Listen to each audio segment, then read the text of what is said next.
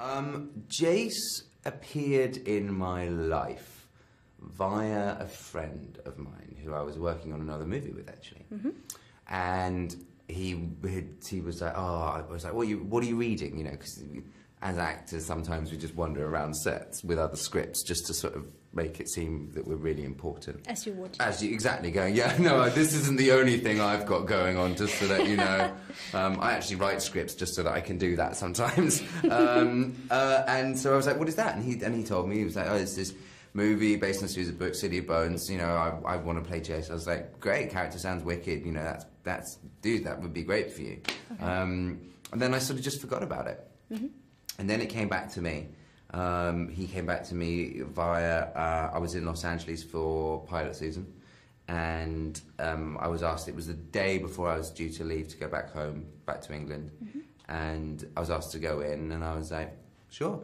And the sides were like, said, the description of Jace was, he's a cross between Spider-Man and Jim Morrison.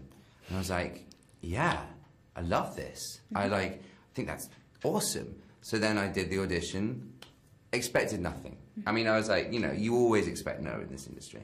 And then got a call, they're like, a week away, they want you to come in for 1 day camera test.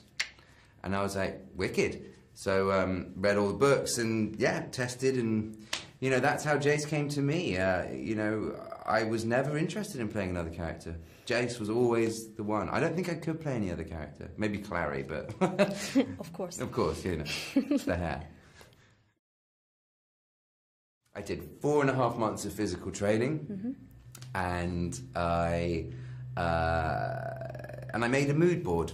I made a mood board of pictures of fan art, of pictures of myself, of pictures of inspirations for Jace's aggression I found came from James Hetfield of Metallica, Kurt Cobain, and then he has this sort of vulnerability that Heath Ledger had, and that River Phoenix had, and that young Johnny had, and young, you know, particularly even like young Ryan Gosling.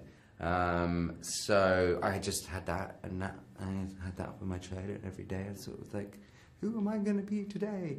Yeah. Acting is a challenge for me.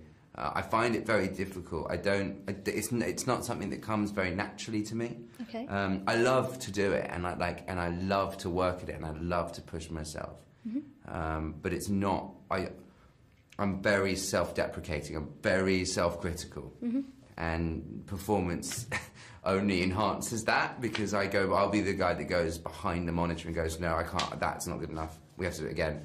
And Harold would be like, no, it's fine. And be like, no, that's we can't use that. We have to go again. Or I'll just get really grumpy. I'll be like, ugh, like really angry with myself.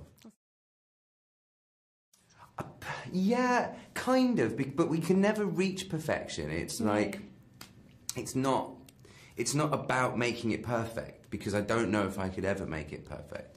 It's about just feeling it. Like, there's a couple of scenes in the movie where I'm just like, I remember shooting it and I was just like, I'm just feeling this. Yeah. And it comes across in the film. I'm like, that's great. You know, I'd rather those moments than me sit there being like, oh, you're such a moron, Jamie, and like, you know?